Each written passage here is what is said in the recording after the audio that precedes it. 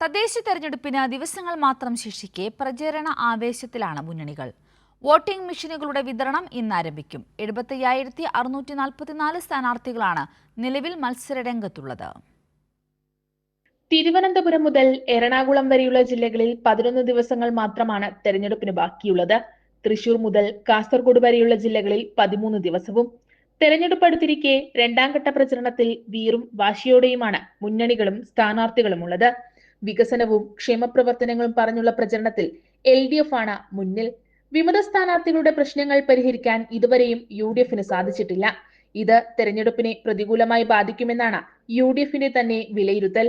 NDA മുന്നണിക്ക് എല്ലാ സീറ്റുകളിലേക്കും സ്ഥാനാർത്ഥികളെ നിർത്താനും കഴിഞ്ഞിട്ടില്ല.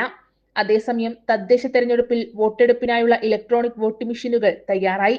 ഇന്നു മുതൽ ആദ്യഘട്ട പരിശോധന കഴിഞ്ഞ് പ്രവർത്തന സജ്ജമായ EVMകൾ ജില്ലകളിലെ സ്ട്രോങ് റൂമുകളിൽ നിന്ന് വിതരണ കേന്ദ്രങ്ങളിലേക്ക് എത്തിച്ചു തുടങ്ങും. കൈരളി ന്യൂസ്, തിരുവനന്തപുരം.